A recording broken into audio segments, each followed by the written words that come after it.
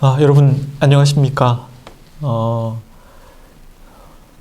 지난 그 일주일 동안도 여러분 잘 지내셨는지 모르겠습니다. 오늘로 배울래요 섬길래요 시즌 2도 마지막 촬영을 하고 있습니다.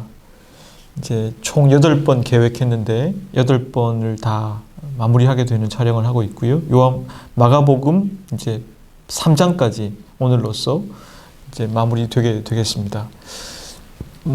솔직하게 말하면 이제 저에게는 여러 가지 바쁜 가운데서 이 배울래요 섬길래요 말씀을 깊이 조명한다는 게 여러 가지로 참 버거운 면도 있었는데 저에게는 또 좋은 의미에서의 족쇄가 아니었나 이런 생각을 해봅니다. 우리를 얽어매는 족쇄가 있고 우리를 진리이신 그리스도 앞에 메어놓는 족쇄가 있는데 저에게 이 배울래요 섬길래요는 굉장히 저를 선한 의미에서 붙들어 메어주는 하나의 족쇄 같았다 이렇게 말씀드리고 싶고요. 하여튼 여러분 감사드리고 이번에 우리 마지막 배울래요 섬길래요의 과제는 늘 우리 배울래요 섬길래요 그러하듯이 마지막 편에는 제작진에게 하고 싶은 말씀. 1학기 때도 따뜻한 게 많았었거든요. 시즌 1에서도 여러분들 저와 또 우리 두 분의 촬영해 주시는 전도사님 또 편집해 주신 우리 간사님까지 여러분들께서 제작진에게 하고 싶은 말씀 보내주시면 저희들이 또 힘이 나고 그럴 것 같습니다. 고맙습니다. 우리 지난주에 우리 배섬을 통해서 배우고 깨달았던 걸 생각을 해봤으면 좋겠는데요. 여러분 우리 지난주에 예수님이 식사할 겨를도 없는 가운데 예수님의 친척들이 찾아온 얘기를 먼저 했습니다. 친척들이 찾아왔는데 예수님을 미쳤다고 생각했고 그래서 예수님을 붙들러 왔다고 성경을 기록했어요. 그러니까 사적 영역에 있는 예수님의 친척들은 그렇게 이제 평가한 것이죠. 소문을 듣고 자, 공적 영역에 있는 예루살렘으로부터 왔던 서기관들은 예수님을 귀신의 왕 바알세불에 힘입어서 귀신을 쫓아내고 있는 그러니까 결국에는 귀신의 일부일 뿐이다 이렇게 폄하하는 평가를 들어야 하셨습니다. 우리가 이제 이걸 묵상하면서 예수님은 식사할 겨를도 없는 그 인간으로서 참 서글픈 순간 속에서도 이해를 받기는커녕 오해받기가 일쑤였다. 이걸 살펴봤습니다. 그걸 묵상하면서 우리 깨달은 게 우리가 오해를 받는다라고 하는 것은 매우 자연스러운 귀결이다. 누구를 전인격적으로 이해하기보다는 오해하기가 더 쉬운 게 인간의 본성이다. 이렇게 말씀드렸고 우리가 누군가에게 오해받을 때 오히려 우리가 제대로 가고 있구나 생각해 볼 수 있다는 것이죠. 왜냐하면 어떤 사람 앞에서 우리가 그 사람이 우리를 오해할 때 우리의 행동과 말을 바꾸기 시작하면 오해가 사라져요. 순간적으로. 하지만 나를 이해했던 사람들은 나의 그 모습을 보고 또 오해하게 돼 있거든요. 이해되시죠? 그러니까 우리가 일관되게 살아가고 있다는 것이죠. 오해가 있다는 건. 우리가 제대로 살고 있다는 얘기이기도 해요. 저희가 믿는 바는 우리가 말씀을 좇아 예수 그리스도를 좇아 살아가다 보면 오해받는 게 당연하고 나중에는 본질적으로 우리가 유불리에 따라서 행동을 바꾸지 않을 때 우리는 결국에는 이해에 이르게 될 것이다. 이렇게 말씀드렸습니다. 그런 예수님께서 그 서기관들에게 하신 말씀 성령을 모독하는 죄는 용서받을 수 없다. 이제 이 말씀을 통해서 우리가 깨달은 바가 있었습니다. 성령을 모독하는 죄는 다름이 아니라 성령께서 인간에 불과한 우리들을 열려고 하시는데 우리가 우물한 개구리가 되어져서 우물 밖에 다른 어떤 넓은 세계가 있다는 걸 인식하지 못한 채 우물 안의 세계가 다인 줄 알고 내가 알고 있는 독선과 아집과 편견과 고정관념의 노예가 되어서 더 이상 우리를 뚫고 우리를 개방시키려고 하는 그 성령의 음성을 거부하는 거 그게 여러분 성령을 모독하는 거라 그랬습니다. 그런 사람은 구원을 받을 수 없죠. 왜? 나로 가득 차 있으니까. 구원이 필요하지 않은 사람이 왜 구원을 받을 수 있겠어요? 여러분, 언제나 우리가 나 자신을 주님 앞에 열 수 있는 그런 인격들이 될 수 있으면 좋겠다. 이런 말씀 드렸습니다. 오늘은 우리 이제 현문우답 진행할 텐데, 오늘은 먼저 본문을 읽어보도록 하겠습니다. 마가복음 3장 31절부터 35절까지. 그때에 예수의 어머니와 동생들이 와서 밖에 서서 사람을 보내어 예수를 부르니, 무리가 예수를 둘러 앉았다가 여짜오되 보소서 당신의 어머니와 동생들과 누이들이 밖에서 찾나이다. 대답하시되 누가 내 어머니이며 동생들이냐 하시고 둘려 앉은 자들을 보시며 이르시되 내 어머니와 내 동생들을 보라. 누구든지 하나님의 뜻대로 행하는 자가 내 형제요 자매요 어머니이라. 아멘. 여러분, 오늘 이 본문을 읽고 보내주신 질문이 있었는데, 사실은 이제 한 분이 이 두 가지 질문을 보내주셨어요. 제가 두 가지 질문을 읽어보도록 하겠습니다. 예수님의 대답만 들어본다면 마치 예수님이 어머님과 동생들을 홀대한 듯한 느낌이 듭니다. 예수님은 왜 아들 혹은 형제를 찾아온 가족들을 반갑게 맞이하지 않으시고 가족에 대한 새로운 정의를 말씀하신 걸까요? 참으로 좋은 질문이죠. 두 번째 질문, 예수님의 어머니와 동생들이 예수님을 찾아온 의도가 궁금해집니다. 아들인 예수님이 그립고 보고 싶은 마음에 찾아온 것일까요? 아니면 친독들처럼 예수님의 행적에 대해 비판하려 한 것일까요? 예수님은 가족들의 의도를 미리 아시고 가족의 의미에 대해 설명하신 걸까요?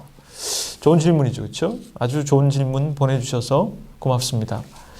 여러분, 오늘 본문을 조금 해석을 곁들여서 좀 안으로 들어가 보겠습니다. 본문을 먼저 해석하기 전에, 메시지를 찾기 전에, 예수님께서 지금 그 친족들에게 미쳤다라고 하는 소식을 들었고, 이미 전문맥에서 예루살렘으로부터 찾아온 서기관들에 의해서도 귀신의 힘을 빌어 이런 사역을 하고 있다라는 오해를 받으셨잖아요.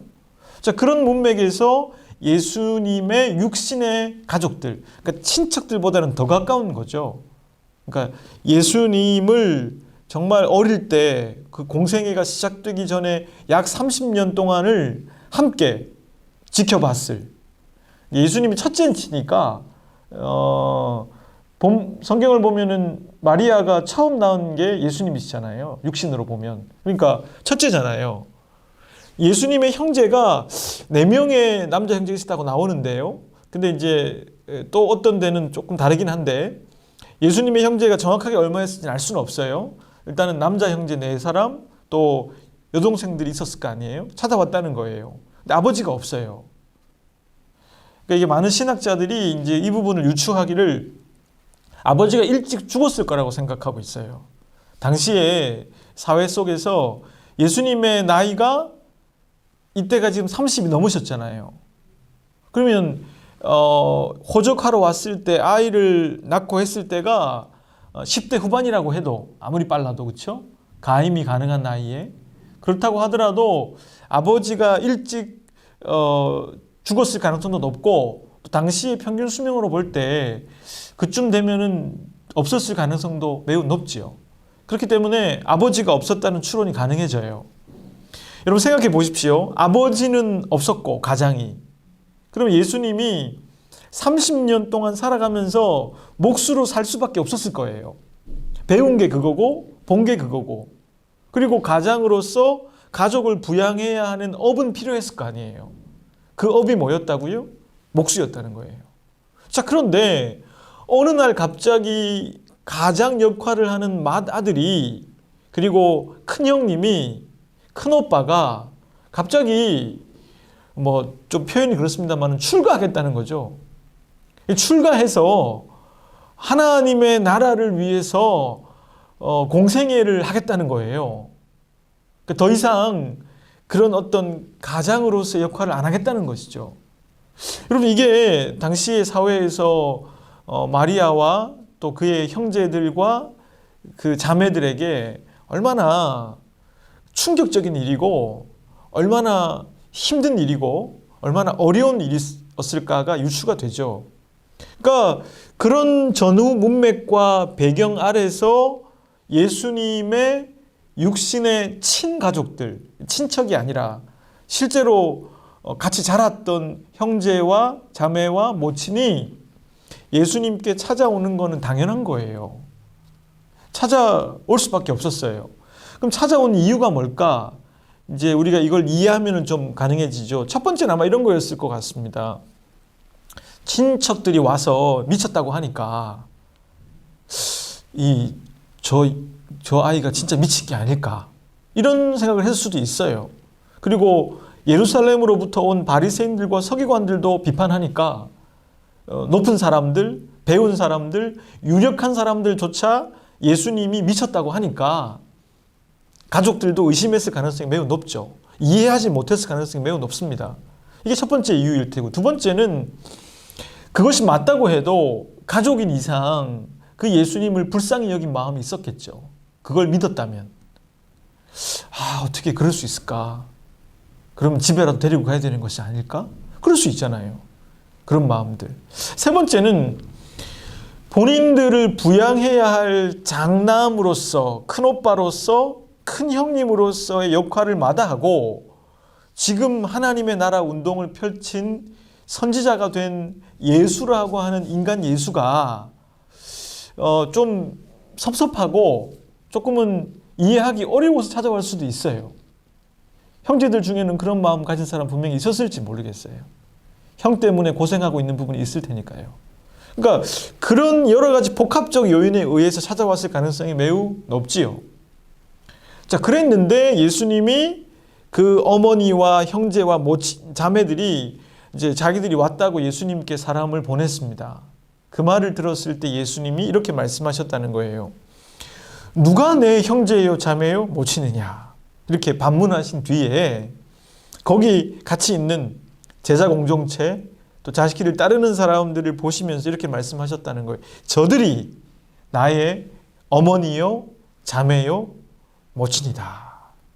그러니까 육신의 어머니와 자매와 형제들이 아니라 지금 하나님의 나라 운동을 위해서 함께 하고 있는 나이가 좀 드신 여자분은 어머니로 여기고 있는 것이고, 그 다음에 남자분들은 형제로 여기고 있는 것이고, 여자분들은 친자매로 여기고 있다는 뜻이잖아요. 이게 그렇게 말씀하셨다는 거예요. 그러면서 예수님이 말씀하시기를 마지막에 누구든지 하나님의 뜻대로 행하는 사람이 내 형제요 자매요 모친이다, 이렇게 말씀하셨다는 것입니다. 여러분, 우리가 이 본문을 오해할 가능성이 있는데 아까 질문처럼 육신의 가족들을 너무 요즘 말로 손절해버린 게 아닌가, 완전히 절연해버린 게 아닌가라고 생각할 수 있지만, 예수님께서 무슨 출가하셔서 완전히 속세의 가족들과 끊어버린 게라고 생각할 수 있죠. 여러분, 그런 의도는 아닌 것 같습니다. 왜냐하면 나중에 십자가에 달려 못 박히실 때 뭐라고 하셨어요? 보라 아들이니이다. 그렇죠? 그리고 그 마리아를 제자들에게 부탁하시잖아요. 그러니까 만약에 이게 진짜 절연이면 그건 의미가 말이 안 되는 것이죠. 그 십자가에서의 그 중요한 시간에 가상칠언, 그렇죠? 그걸 하실 필요가 없는 것이죠. 그렇게 말씀하신 까닭은 본인이 육신으로서 죽게 될 때에 자기를 낳은 육신의 어머니인 마리아를 제자들이 좀 봉양해 주기를 바랬던 것이죠. 그러니까 여러분, 그걸 통해서 볼 때는 그런 의미는 아니라는 것이죠. 오히려 이 본문의 의도는 신학자들은 이렇게 보기도 해요. 이것이 후대에 편집이 되어질 때 당시에 이 예수 공동체에 속한 사람들을 결집시키고 강화시킬 목적으로 이 부분을 조금은 더 보태서 적었을 가능성이 있다라고 보는 사람들도 있어요. 그런 의도가 있다 하더라도 예수님이 이렇게 말씀하신 것에 의미가 있을 거예요. 그것은 하나님의 나라 운동이라고 하는 관점에서만 이게 이해가 돼요. 그러니까 저는 오늘 이 본문의 말씀을 하나님의 나라의 관점에서 어떤 유의미함이 있는가를 두 가지로 살펴보려고 해요. 첫 번째는 여러분, 하나님의 나라 운동을 하는 사람들은요, 어떤 본인이 속한 어떤 작은 집단과 아니면 큰 집단에 매이지 않고 그것을 넘어서서 공통된 어떤 동일한 모습으로 연결되어 있다는 것을 뜻해요. 여러분, 이게 참 중요한 부분인데, 우리는 가족에게 너무 집중하다 보면 어떻게 돼요? 다른 가족들에게 배타적으로 변할 때가 있어요. 그렇죠? 내 가족이 소중한 건 맞지만 그렇다고 내 가족만 소중한 건 아니잖아요. 내 교회가 소중하고 감사한 건 맞아요. 하지만 내 교회만 중요한 건 아니잖아요. 그럼 개교회주의에 빠지게 되어 있어요. 내 나라가 중요한 건 맞아요. 하지만 내 나라만 중요한 거예요? 그럼 배타적으로 변하는 것이죠. 그러니까 오늘 본문을 보면 예수님께서 그 핏줄로 연결되어 있는 가족 공동체를 넘어서서 진짜 인간을 연대시키고 연결시키고 있는 힘은 육신을 뛰어넘는다는 것을 말씀하고 계신 거죠. 그러니까 우리가 하나님의 나라 운동을 해 나가는 사람들이라면 내가 갖고 있는 바운더리 안에 작은 조직을 다라고 생각하지 않고 언제나 그걸 넘어서서 연대하고 연결되어 있음을 믿고 함께 할 수 있다는 것이죠. 제가 그걸 뼈저리게 느낀 사건이 있었습니다. 저희 딸아이가 어릴 때, 또 저희 둘째 아이는 그 뱃속에 있을 때 안정기가 되어져서 이제 저희가 여름 휴가로 홍콩을 좀 다녀온 적이 있었습니다. 근데 홍콩에 가면 여러분 그 빅토리아 녹스 그 오픈대 그 피크 트램을 타고 올라가는 거기가 있거든요. 이제 저희가 하도 유명해서 이제 보러 가기 위해서 거기는 높아가지고 피크 트램을 타고 올라가야 돼요. 그런데 한여름에 35도가 넘는 더위와 습도가 뭐 80% 넘는 곳에서 힘들었어요. 근데 기다리고 있는데 이 뱀이 꽈리를 튼 것처럼 이렇게 기다리게 하더라고요, 사람을. 좁은 공간이니까. 근데 집사람하고 저희 어린 딸하고 저희 집사람하고 이제 세 사람이 기다리고 있는데 한 1시간 기다렸죠. 꼭 보기 위해서 갔으니까. 근데 이제 저희 집사람이 왠지 땀을 많이 흘리더니 임신 중이었기 때문에 이게 얼굴이 노래지더라고요. 그러더니 결국에는 이제 다 돼 가는데 쓰러지고 말았어요. 빈혈로. 그래서 이제 딸 아이는 엄마가 쓰러지니까 이제 또 울고, 저는 집사람 이제 붙들고 딸 손 잡고 아수라장이 좀 됐죠, 저희 집에서는.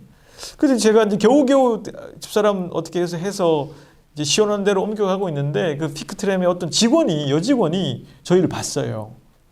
여직원이 이제 저한테 다가오더니 무슨 일이냐 묻더라고요, 영어로. 그래서 제가 집사람이 지금 임신 중이다, 좀 도와주면 좋겠다 이랬더니 그분이 따라오라 그러는 거예요. 그러더니 이제 본인이 쉬는 그 사무실에 저희를 안내해 줬어요. 시원하게 에어컨을 틀어주더니 냉수하고 시원한 거 갖다 주더라고요. 저희 또 딸아이에게는 아이스크림을 갖다 주면서 얼마나 놀랬냐, 그리고 병원에 가겠냐, 내가 앰뷸런스를 부르겠다.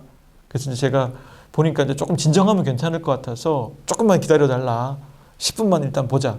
이제 집사람 좀 누워 있고 이제 좀 커피도 마시고 시원한 물을 섭취했죠. 그랬더니 이제 진정이 되어져서 병원에 가지 않아도 될 정도가 되어졌어요. 그러더니 이제 그 여직원이 그러는 거예요. 그래도 피크트램 타겠냐? 그래서 태워주겠다는 거예요. 안 기다려도 된다, 이제는. 그래서 저희가 얼른 타겠다고 해가지고 안 기다리고 바로 올라갔던 기억이 있습니다. 제가 그때 깨달은 게 있었어요. 여러분, 그 사람은 우리가 한국 사람인지 알아요.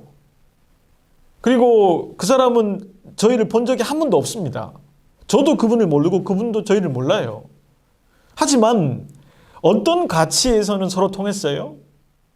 딱 봐도 만삭인 아내가 힘들어서 쓰러졌고 어린 딸아이를 한 손 잡고 저렇게 고생하고 있는 저 가족이 그 직원 눈에는 불쌍하게 보였던 거예요. 그러니까 여러분, 이게 바로 하나님이 인간에게 주신 소중한 연대의 힘이 아니겠어요? 우리가 인정하든 인정하지 않든 바로 그런 것이죠, 여러분. 제가 그때 깨달았습니다. 배타적일 수 없구나, 인간이라고 하는 것은. 인간이 내 가족, 내 교회, 내 나라가 중요하지만 그것만을 우선 생각하고 다른 사람, 타인을 배타적으로 만들어 버릴 수 없다는 걸 그때 깨달았어요, 깊이. 여러분, 지금 예수님은 그걸 말씀하고 계신 거예요. 프랑스인들이 제일 존경하는 사람, 몇 년 동안 1위가 피에르 신부님이었어요. 이 피에르 신부님은 엠마우스 공동체라는 걸 만들게 돼요. 원래 이분이 레지스탕스 운동도 하던 사람인데 나중에 신부가 되었고, 신부가 된 이후에는 가난한 사람들을 돌보는 사람이 됐어요. 집 없는 사람들을 불쌍히 여겨서 집 없는 사람들이 기거할 수 있는 엠마우스 공동체를 만들었어요. 자, 그분이 쓴 단순한 기쁨이란 책이 있는데 그 책에 보면 엠마우스 공동체에 찾아오는 사람에게 하는 3가지 질문이 나와요. 여러분, 다른 질문이 하나도 없어요. 첫 번째 질문 이겁니다. 배고프냐? 밥 먹겠냐? 두 번째, 졸리냐? 잠잘 곳을 드릴까요? 세 번째, 씻고 싶으시냐? 샤워하겠냐? 그래서 여러분, 3가지 질문밖에 없대요. 거기에 이런 질문 없습니다. 세례 받았냐? 교회 다니냐? 뭐 교회 다닌 적이 있냐? 이런 질문 없어요. 여러분, 그 질문의 의도는 뭐겠습니까? 결국엔 그 사람들과 이 공동체 사람들을 배타적으로 나누지 않겠다는 의도가 충분한 거잖아요. 왜냐하면 교회 안 다녀본 사람이면 그 질문이 얼마나 배타적으로 들리겠어요. 하지만 인간이 갖고 있는 보편적 가치에서 배고픈 거, 잠이 오는 거, 샤워를 하고 싶은 거 똑같은 거 아니겠어요? 다른 점이 아니에요. 그러니까 그걸로 사람에게 다가가서 부담감을 주지 않고 그 공동체의 일원이 될 수 있도록 돕는 깊은 배려가 숨어 있는 것이죠. 사랑하는 여러분, 오늘날 한국 교회는 너무 개교회주의에 빠져 있어요. 그리고 개교회주의를 넘어서서 대형 교회들은 개부서주의까지 있어요. 내가 있는 부서가 그게 단조합니다. 그러면 안 되죠, 여러분. 우리가 하나님 나라 안에서 하나임을 인식하고 하나님 나라라고 하는 가치 안에서 우리가 공감대가 있을 수 있다는 거. 그리고 그 안에서 다른 점보다는 같은 점에 집중하고 함께해 나가는 작업이야말로 중요한 예수 그리스도의 가치였다고 하는 것을 잊지 마시길 바랍니다.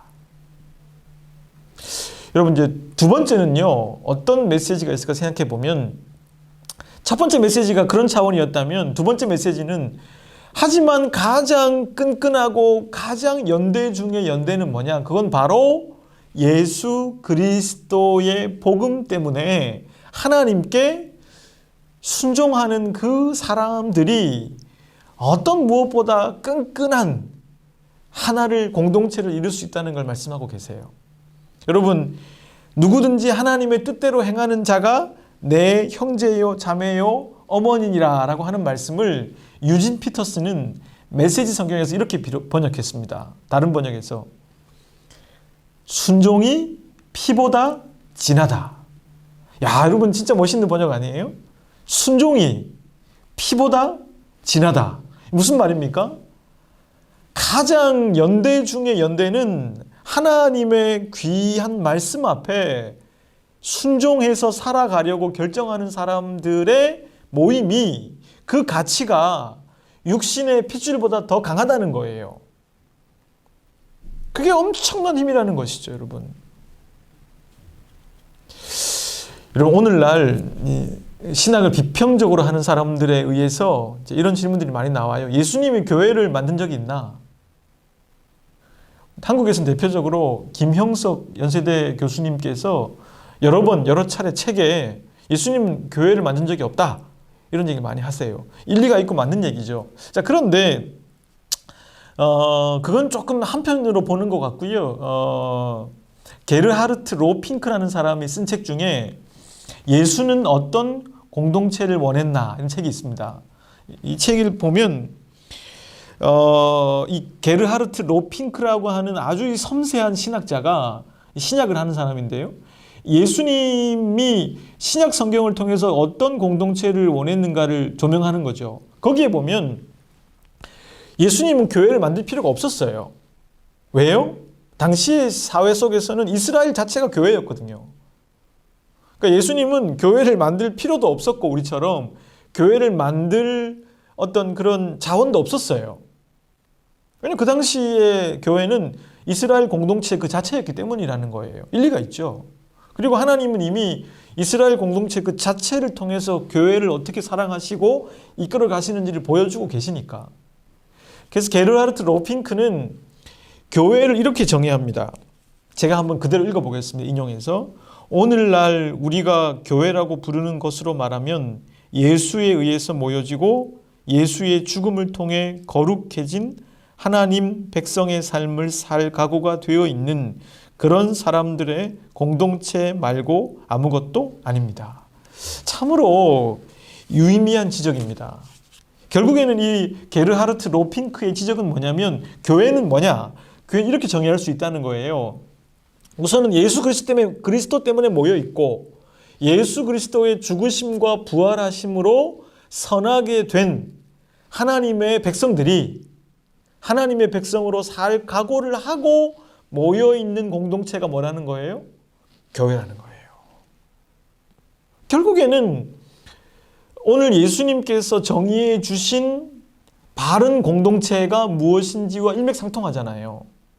그러니까 교회라고 하는 건 건물이 아니고 교회라고 하는 건 조직이 아니고 시스템이 아니고 어떤 특정인이 아니라 교회라고 하는 것은 하나님의 말씀을 그 무엇보다 믿기에 하나님과 하나님의 말씀과 하나님의 가장 완벽한 계시인 예수 그리스도를 믿고 그것을 쫓아가는 사람들이 손해가 있더라도 그것을 택한 사람들의 모임, 공동체 그 자체가 바로 교회가 될 수밖에 없다는 것이죠. 참으로 멋있는 정의예요. 여러분, 교회는 그런 거예요. 제가 어떤 한 전도사님의 문자를 받게 됐습니다. 저희 교육부에 있는 한 전도사님께서 이런 문자를 보내셨어요. 당신의 이제 어머니께서 이제 며칠 있으면 암 수술을 하시게 되어졌는데 자세히 적은 다음에 목사님 꼭 기도해 주시면 좋겠다 이런 내용이었어요. 제가 그 문자 메시지를 받고 한참 운전하고 있었기 때문에 바로 답변은 못 드리고 기도를 제가 좀 했었어요. 운전하면서 기도할 수 있잖아요. 예, 눈만 뜨고 있으면 되니까 운전할 때. 제가 근데 그 기도를 하면서 이런 생각을 했었습니다. 이 전도사님이 나에게 이 기도 제목을 보낸 까닭이 무엇일까? 단순히 제가 교육 목사라고 하기 때문에 윗사람이라고 해서 보고하는 것일까? 아니면 진짜 기도해 주기를 믿고 바라기 때문에 그런 것일까? 생각해 봤을 때 저는 후자라는 생각이 들었어요. 그러니까 그 전도사님이 저에 대한 신뢰 또 그리스도 안에서 함께 나누고 있는 눈에 보이진 않지만 하나님 나라의 끈끈한 끈을 인식하지 못하면 그런 기도 제목을 저한테 얘기하기 쉽지 않겠죠, 여러분. 그렇게 진심을 담아서. 결국 여러분 이것이 예수님이 말씀하신 거라는 생각을 들었어요. 육신의 피보다 하나님 나라의 가치에 순종하는 사람들의 그것이 더 세다, 강하다는 거. 여러분 교회는 그걸 경험하는 것이죠. 그리고 하나님이 여러분들에게 주신 가정도 그걸 경험하는 것입니다. 핏줄의 힘으로 가정이 이루어지는 게 아니에요. 가정이 이루어지는 것은 하나님의 말씀에 순종하는 그 가치가 서로를 하나 되게 만들 때 이루어지는 것이죠.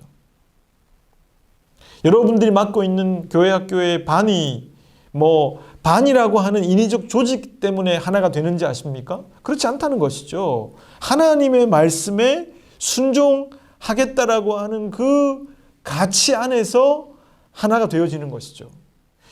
교회가 어떻게 하나가 될 수 있을까요? 많은 큰 교회의 부서들이 어떻게 하나가 될 수 있을까요? 어떻게 이렇게 일사불란할 수 있을까요? 다른 게 아니죠. 하나님의 말씀에 따라 살아가겠다고 하는 크리스천들의 각오가 있는 공동체일 때 가능하다는 것입니다. 여러분, 오늘날 한국의 교회가 과연 이 예수님의 가르침 앞에 부끄럽지 않은가? 그리고 우리 자신조차도 매우 배타적으로 교회를 생각하고 있지 않는가? 생각해 볼 필요가 있겠습니다.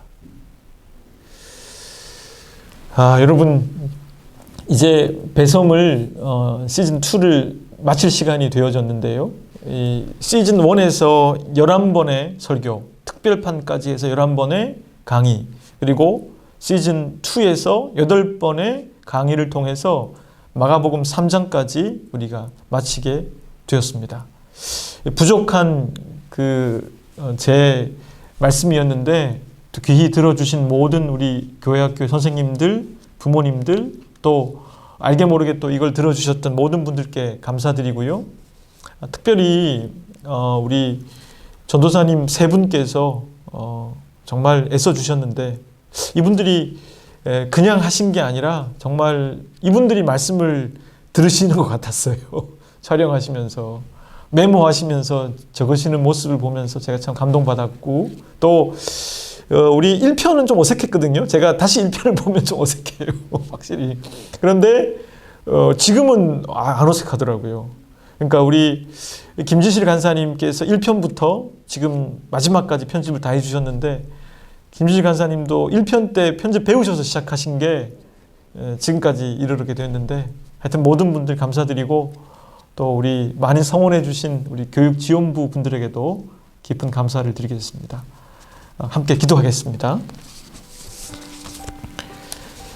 사랑하는 하나님, 마가복음 1장부터 3장까지 19번의 강의를 통해서 하나님 나라 복음에 대해서 가르쳐 주신 하나님, 진심으로 고맙습니다. 저희들이 이 가르침을 잘 간직해서 가장 완전한 하나님의 계시이신 그리스도 예수께 더욱 집중하는 저희들이 되게 해 주십시오. 어려울 때일수록 본질로 돌아가야 할 텐데 저희들이 허탄한 데 마음을 두지 않고 부지런히 그리스도께 집중하게 하소서. 저희들에게 주신 교회 공동체가 예수님께서 말씀하신 그런 공동체가 되길 바랍니다. 다른 것보다 하나님의 뜻대로 행하는 자가 모친이요, 자매요, 형제라고 말씀하신 그리스도의 가르침이 살아가는 그런 공동체를 저희가 맛보게 하옵소서. 이 영상을 통해서 주님께 배우며 교사와 학부모로 섬기길 원하는 인격들을 위해서 주님의 크나큰 은총이 함께하길 진심으로 바랍니다. 예수 그리스도의 이름으로 기도드립니다. 아멘.